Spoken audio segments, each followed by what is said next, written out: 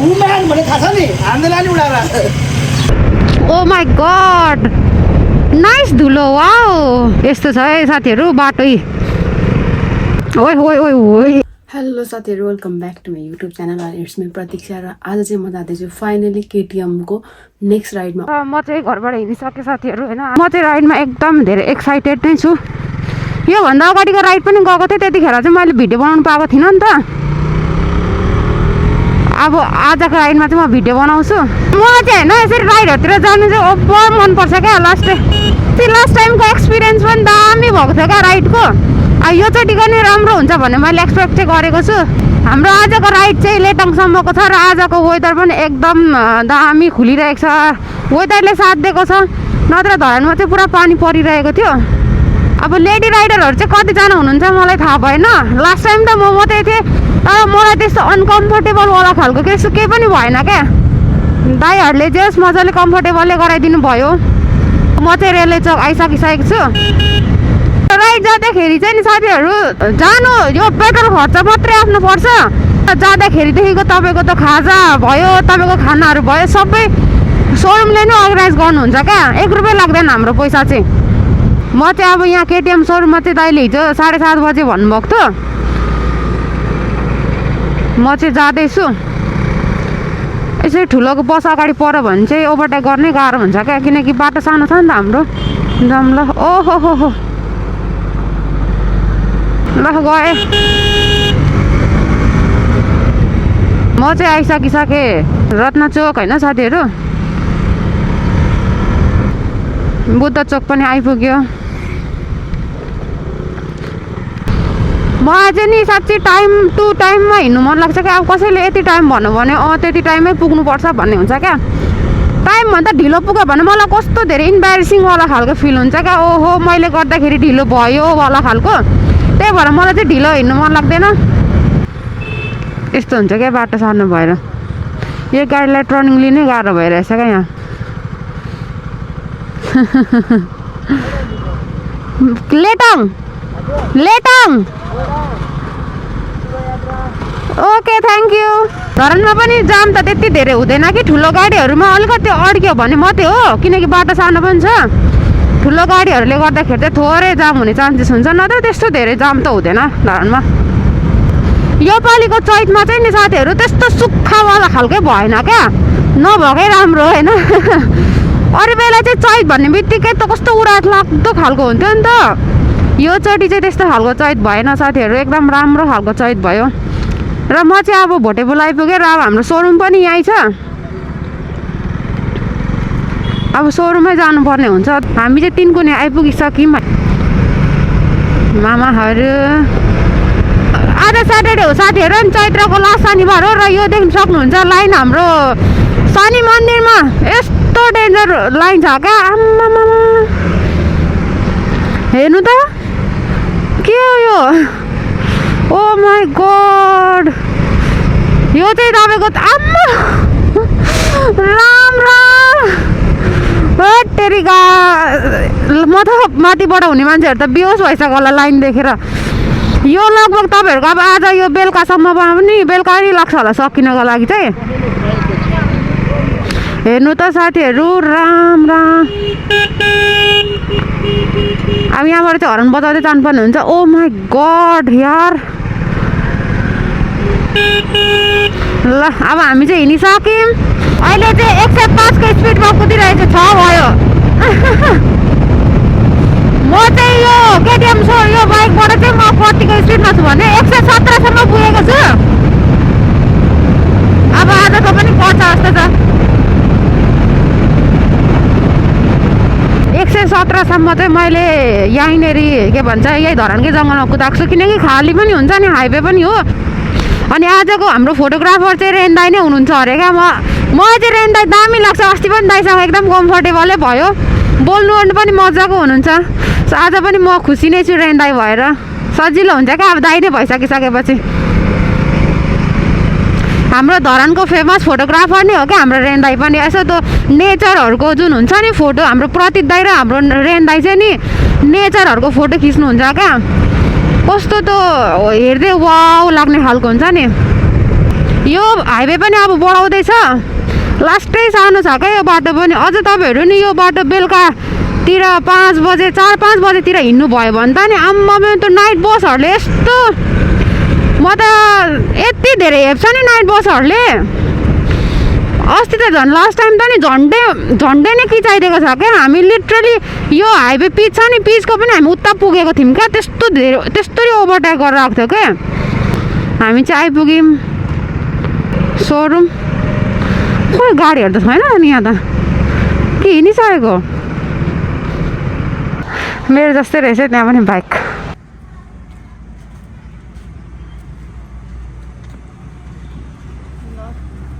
हुन्छ त के हुँदैन होला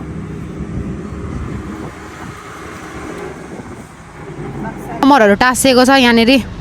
यसरी राइडिङको लागि चाहिँ अब हामी निस्किन्छौँ यहाँबाट र हामी सबैजना ग्यादरिङ यहाँ भइरहेको छ दाइहरूले यहाँ रुल्स पनि भन्नुहुन्छ है त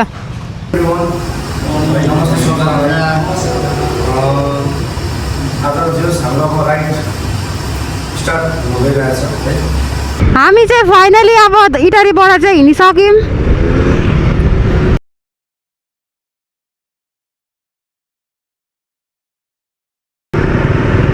यो हाइवेतिर चाहिँ यसरी लाइन लागेर हिँड्नु पनि गाह्रै हुन्छ क्या एउटा गाडी छिर्दिन्छ अर्को गाडी छिर्दिन्छ नि त अस्तिको पालो चाहिँ लेडीहरू म मात्रै थिएँ आज चाहिँ 3 जना हुनुहुन्छ लेडिजहरू तर राइडर चाहिँ म मात्रै छु पछाडि बस्नुहुनेहरू हुनुहुन्छ 6 नम्बर हो दाइको चाहिँ मेरो चाहिँ 7 नम्बर छ यो पूर्वको बाटोहरू चाहिँ डेन्जर गरी धुलो उड्ने भएको छ अहिले चाहिँ अब यहाँ चाहिँ हामी पेट्रोल कसको पेट्रोल छ छैन लगाएर चाहिँ निस्किन्छौँ पेट्रोलको भाउ चाहिँ लास्टै महँगो भइसकेको छ कति छ 217 होला पेट्रोलको प्राइस मैले चाहिँ हिजो नै लगाइसकेको थिएँ होइन साथीहरू फुल बनाएको छु तपाईँहरू देख्न सक्नुहुन्छ किनकि अब यसरी हिँड्ने भनिसकिसकेपछि अगाडि नै रेडी भयो भने आफूलाई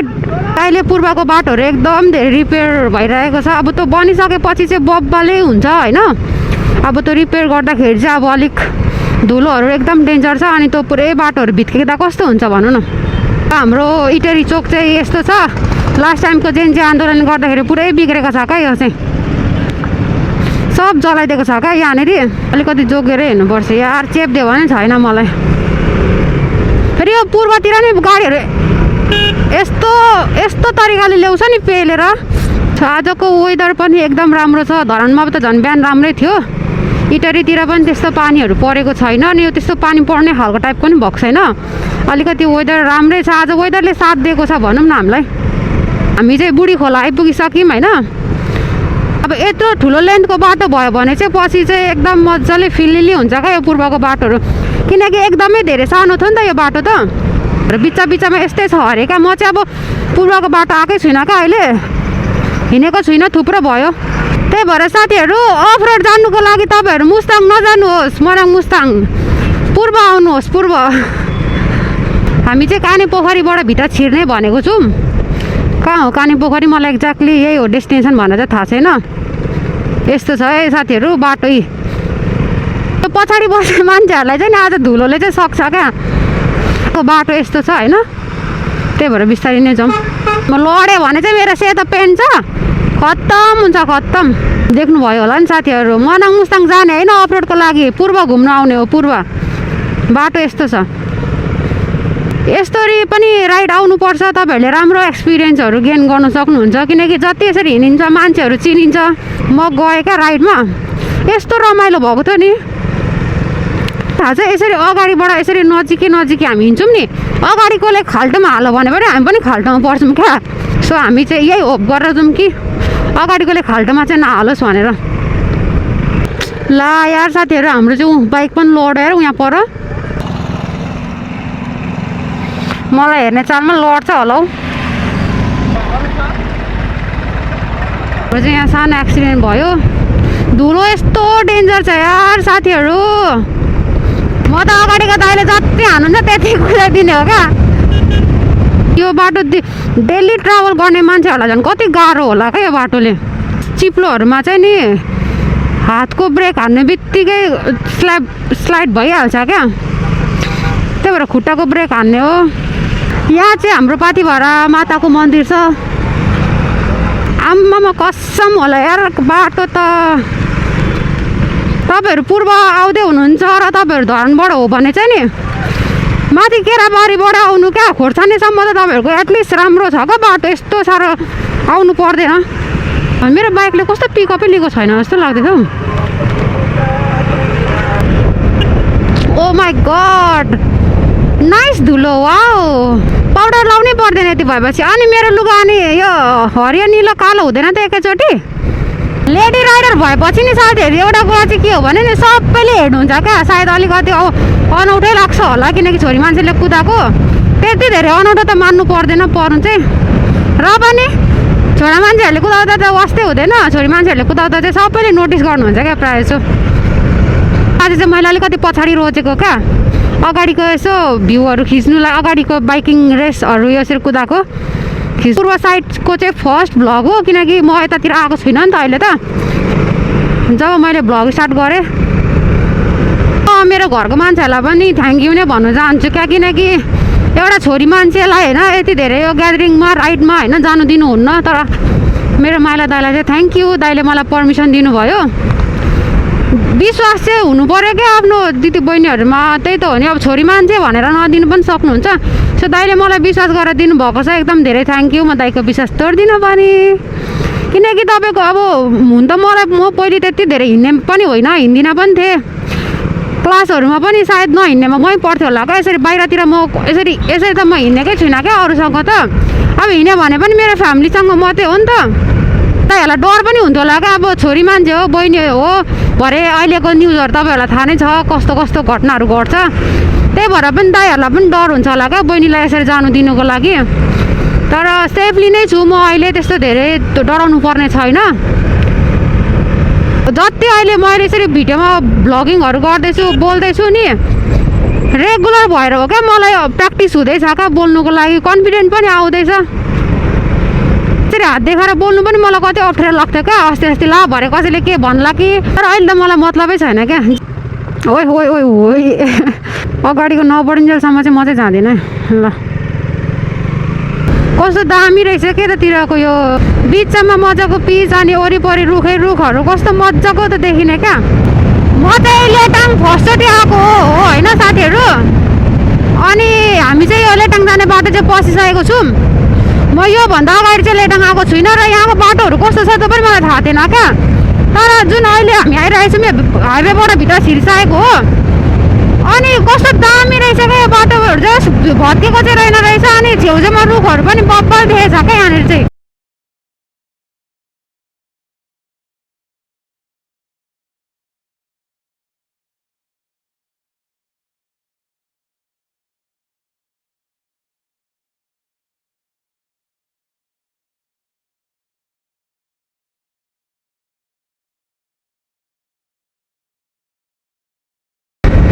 मलाई एउटा एकदम त क्रेजीवाला खालको छ के बाइक कुदाउनु भनेर म थाक्दिनँ पनि यार साथीहरू साँच्ची भनेको क्या जस्तो अब म अरू बसतिरहरू ट्राभल गरेँ या त कतै टेम्पोहरूबाट ट्राभल गरेँ ओऱ्यो भने पनि मेरो घरदेखि भान्चोकसम्म अनि बजार घुमेर अनि फेरि घर आउँदाखेरि नै म पुरै थाक्छु क्या तर म यसरी बाइकमा ट्राभल गर्दाखेरि चाहिँ आई डोन्ट नो कहाँबाट मलाई एनर्जी आउँछ थाहै भएन तर म थाक्दिनँ क्या लेटाङ नम्बर 3 रहेछ यो वडा नम्बर 3 मा पर्दो रहेछ लेटाङको बाटो यहाँसम्म चाहिँ राम्रै छ त्यस्तो धेरै अफरोडहरू केही छैन अब त्यही हाइवेमा चाहिँ अलिकति बन्दै थियो र अलिकति त बिग्रेको हो यहाँनिर आउँदाखेरि चाहिँ कस्तो केराबारीको भाइब्स आएको क्या मलाई यो बिपी चोक भन्ने रहेछ यहाँनिर हाम्रो बिपी क्याचेस भने जस्तै यहाँको बजारहरू पनि मजाले डेभलप भएको रहेछ अब म चाहिँ आएको छुइनँ नि त फर्स्ट टाइम यो चाहिँ बजार एरिया रहेछ यहाँको यतातिर चाहिँ छ्याङहरू पाइने रहेछ यहाँ त मेला पनि लाग्छ कि क्या हो हेर्नु न भट्टीवाला खालको भाइब्स आइरहेछ क्या यहाँनिर मेरो गाडी शीतलमै होस् ओ यस ल हामी चाहिँ साथीहरू खाना खाने टाइममा आइपुग्यौँ हाम्रो चाहिँ यहाँनिर खानाको व्यवस्था भइसकेको छ बल्ल बल्ल त्यत्रो रुँगेर कस्तो छ अरुण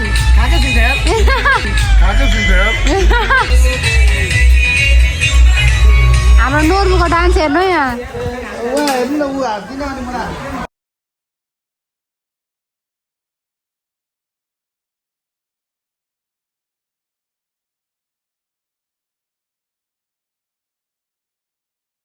हाम्रो चाहिँ यहाँ गेम हुँदैछ यो चाहिँ स्लो रेसवाला खालको गेम हो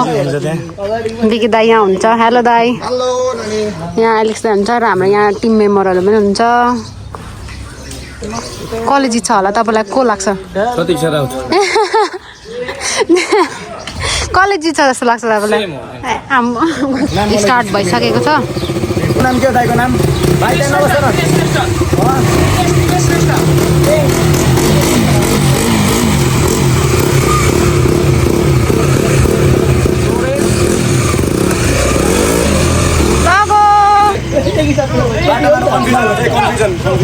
उमेन भने थाहा छ नि हान्दैला नि उडाएर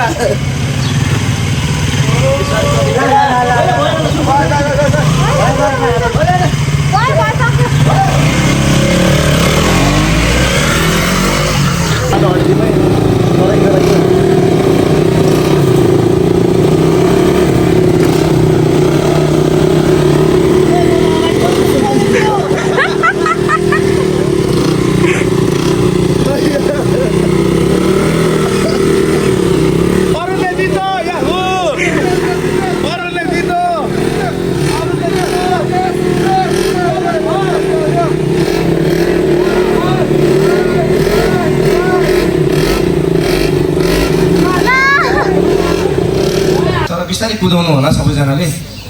हामी त्यो बाटोमा छिनछिन गर्दै रोक्छौँ अनि त्यसपछि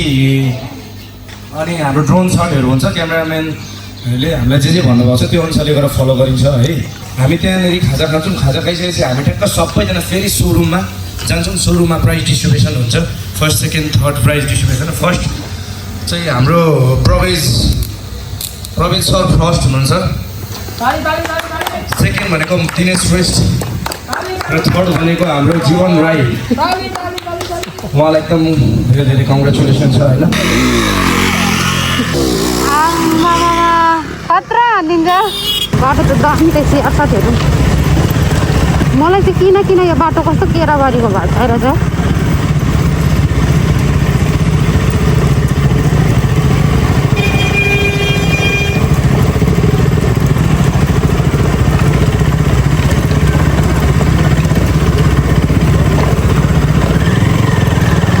तलतिरको बाटो आएको थियौँ र यो चाहिँ हामी घन्टा त अर्कै बाटो जाँदैछौँ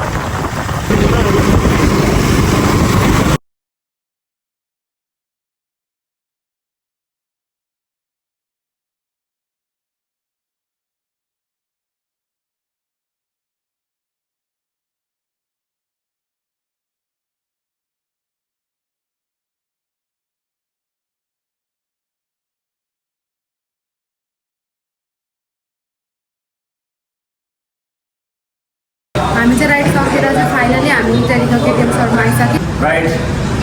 मजाले सक्सेस भयो होइन अब कहिलेकाहीँ एकसम्म मोड छैन लडिन्छ उडिन्छ हामी राइडर्सको कामै त्यति हो